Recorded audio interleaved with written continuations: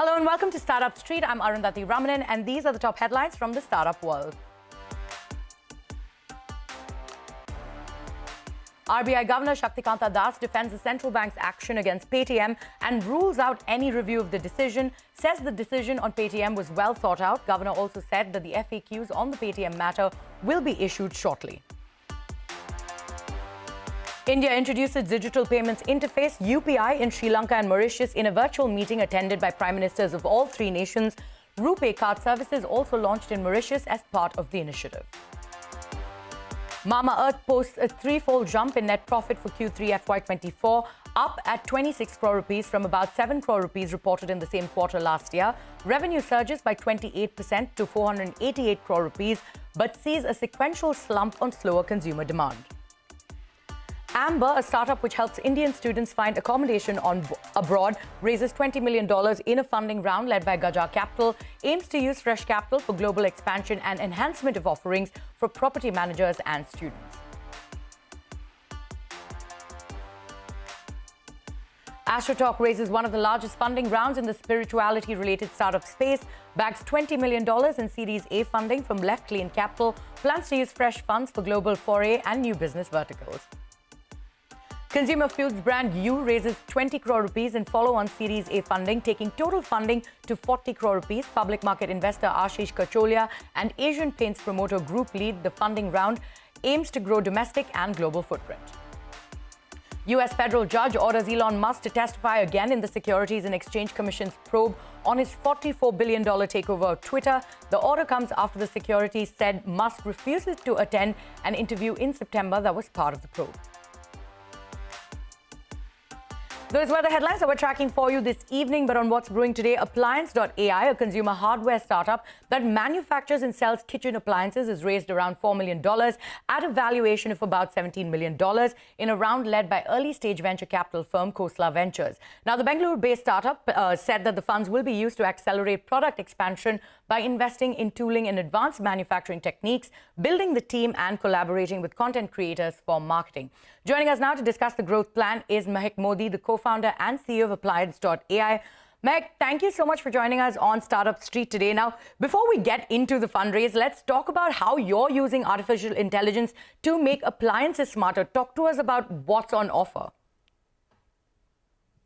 What we're doing at Upliance.AI is creating or merging artificial intelligence with the art of cooking. So what we want to do is get as many people as possible to cook.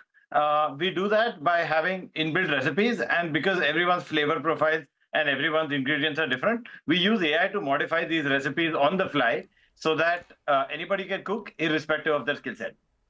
Oh, so absolutely. So everybody can cook irrespective of their skill set. And one of your first products, which was dubbed Appliance, comes preloaded with about 500 plus guided recipes on an 8-inch touchscreen.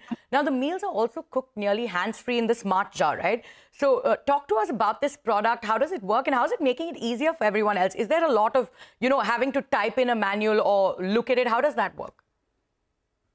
So it's actually really simple. On the screen, you see videos and step-by-step instructions.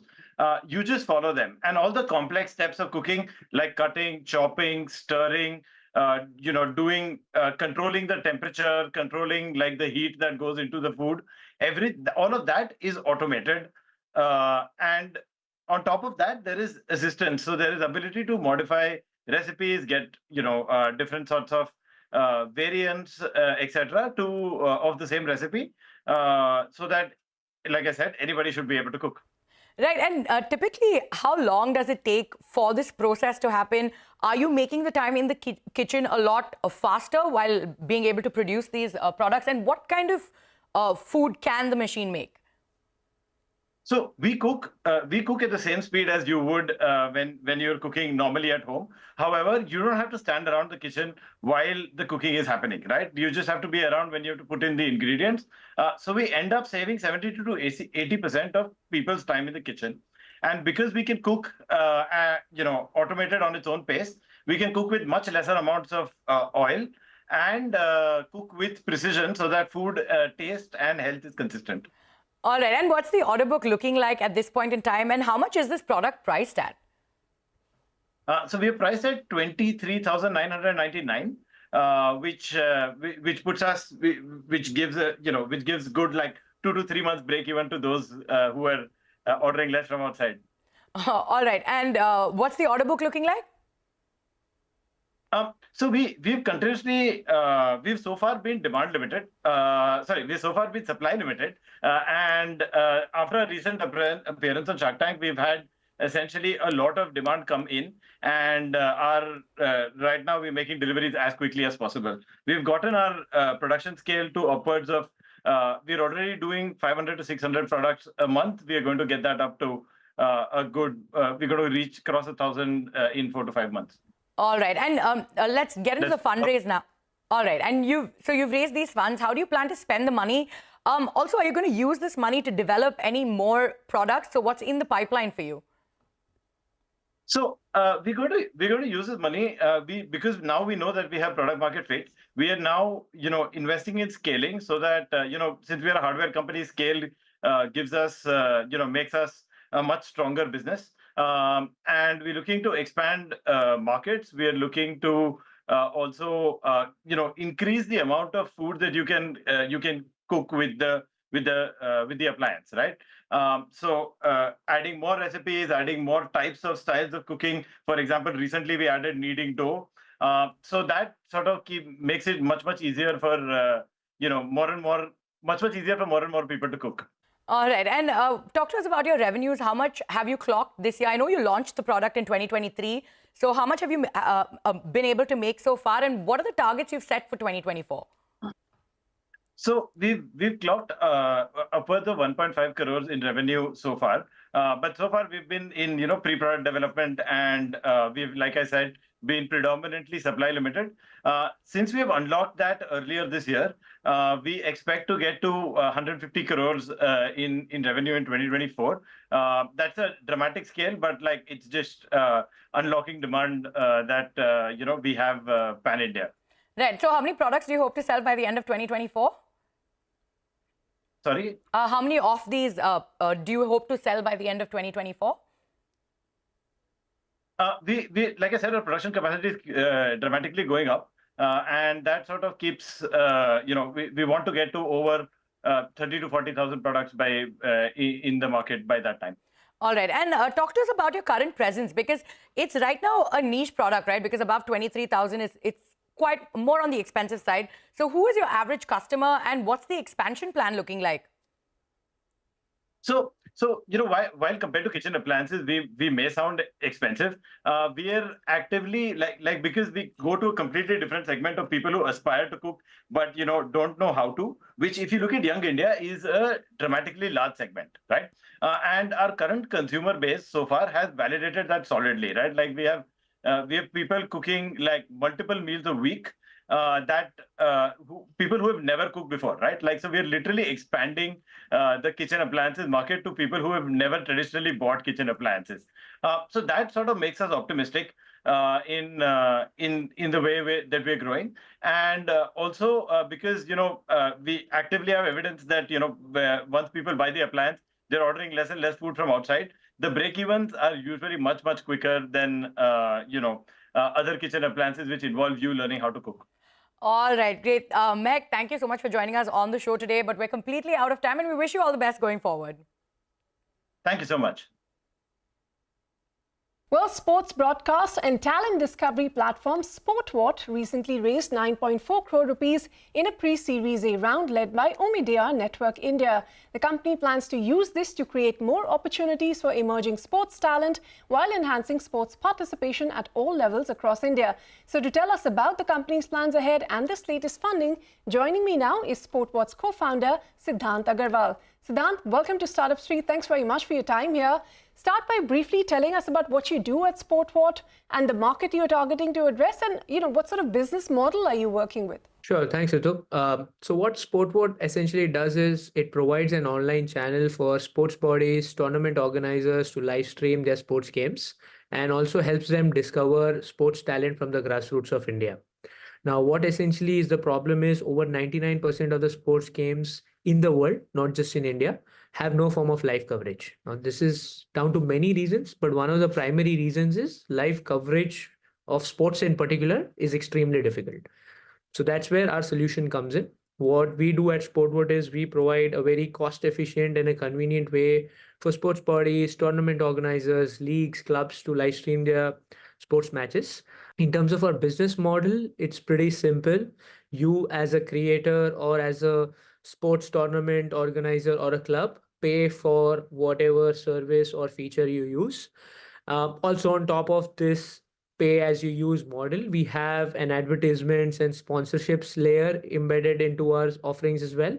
Like something like a YouTube, how you are constantly streaming more and more, or you as a body are doing tournaments or organizing matches, and you get a lot of sponsorships both on ground as well as digital. So this 9.4 crores that you've raised in your pre-Series A round, how do you plan to deploy this capital exactly? Yeah, so primarily we look to scale our technology and operations. We are doing about 65-70,000 matches in a year. That's what we did in the last 12 months. We want to grow that, take it beyond 1 lakh, beyond 100,000. So that's the primary goal, primary objective of this. Apart from that, we also want to start creating our own sports tournaments. Since we have got so much of talent on our platform already, we want to streamline and standardize how sports tournaments in general or sports leagues at a lower tier in India actually are organized or conceptualized or even thought of. So we want to sort of invest or co-create these with our existing consumers only. Over the past 4 years, you claim to have digitized more than 95,000 games from more than 15 sports, provided visibility to about 3.5 lakh athletes. So give us a sense of the kind of partnerships you forged for this and how you hope to scale from here. Yeah, certainly. So we work both domestically and internationally as well. We have certain strategic partners internationally as well. As of today, our product is used in South Africa, US, Portugal, a few parts of UK, a few more countries as well. So one is that element. Second is, of course, back home, where the real sort of volumes are also for us. We work with sports bodies like Maharashtra State Kabaddi Association, a Football Delhi, who have hundreds of thousands of matches that they are actually sitting on. We also work with private players. You have someone like a PNB MetLife that runs a junior badminton championship across the country. We work with them. We have people like Reliance Foundation, with whom we work with. So yeah, there's a lot of such big programs that we also work with. So you're currently providing online services to stream sports events, and you're also helping discover sports talent from across India. But what next in your bouquet of offerings? What value-add services are you looking to add to your revenue streams? Yes, certainly. So today, what is happening is you are streaming so many matches, so much video is captured. You have scouts, you have coaches that are discovering these players.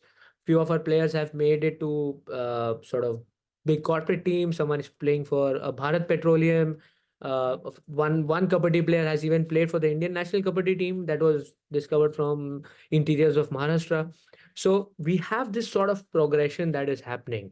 And what we understand or what we see is if we are able to streamline how these tournaments are, not just captured through our technology, but even organized as a concept, as from an infrastructure standpoint to the end delivery of a statistic or a video. So as I mentioned earlier as well, we want to sort of now invest in these IPs or create these sports tournaments with our organizing partners who have been our consumers or customers for a long time. So since your inception in 2019, give us a sense of how the business has done so far. What margins, what revenues, profits are you generating? And, what's the target over the next few years? Yeah, so we roughly make about, on an average, considering, of course, the international margins are higher, but clubbing the domestic and international, we are somewhere between 55 to 60% in terms of margins. We are close to breaking even now. We've broken even in the last few months already, but of course, we are still young. It keeps on fluctuating a bit over and above the break-even point, somewhere below, sometimes just above. But more or less, we are quite close to achieving that mark quite soon in our journey, to be honest. So yes, yeah, I think from a number standpoint, it's around that 55-60% gross margin that we make. All right, Siddhant, it was a pleasure speaking with you. Thanks very much for your time here. On that note, it is time for us to head into a short break. But coming up next, Singapore-based fintech firm Aspire. What does the company offer? How does it help SMEs? We tell you on the other side. Stay tuned.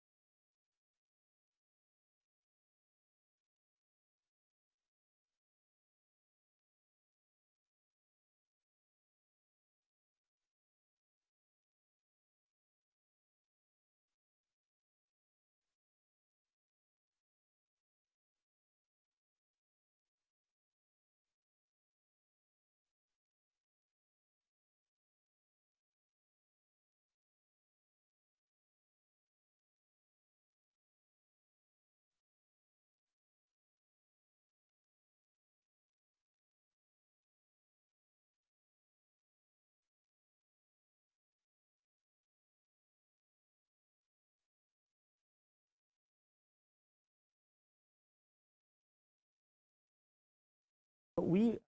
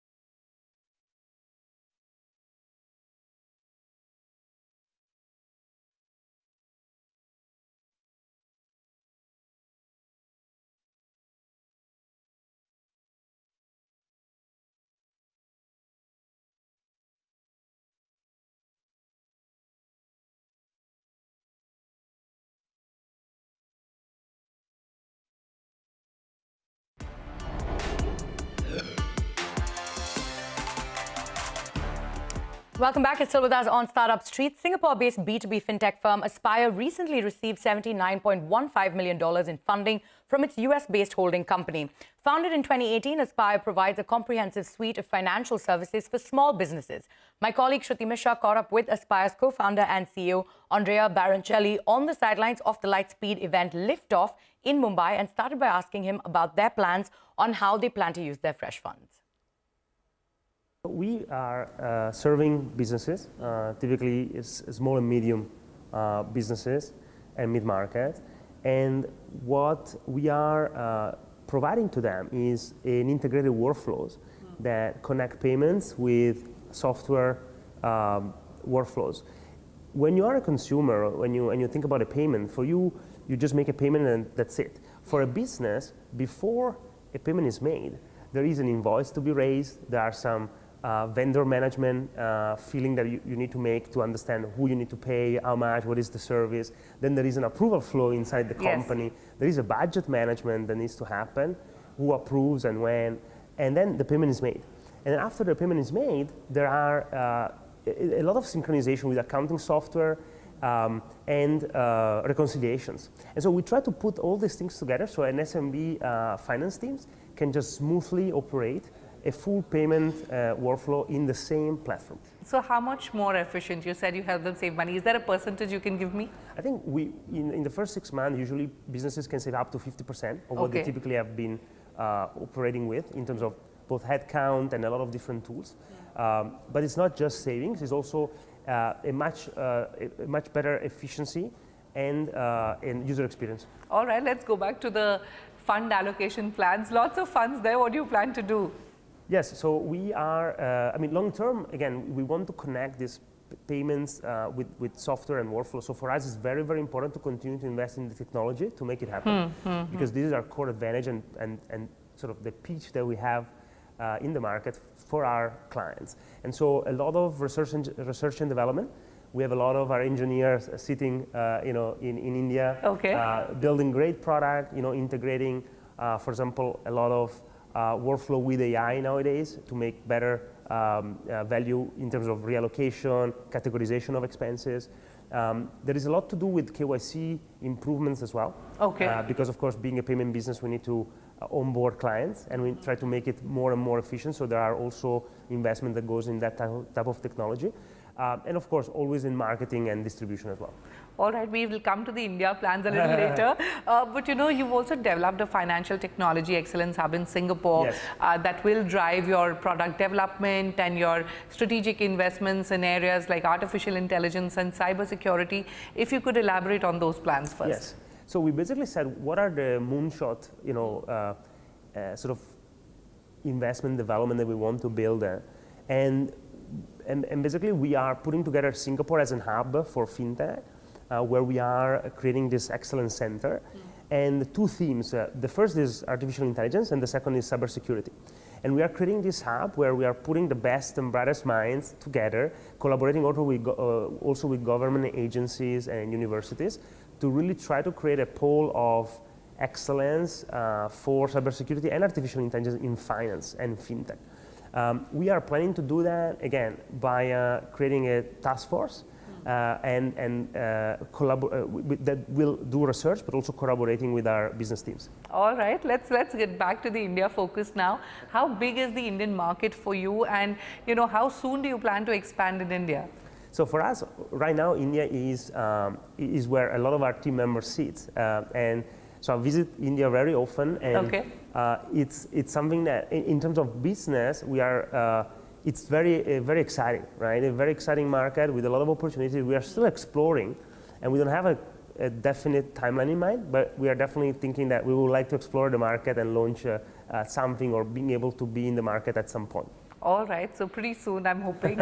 Andrea, according to a recent report by Charate Ventures, the Indian enterprise fintech market is, expected to touch $20 billion in market size by 2030. So clearly, there's a lot of investor interest. But take us to some of the big opportunities you see and some of the big challenges. Yes. So again, for us, we see a lot of opportunities in that segment that is.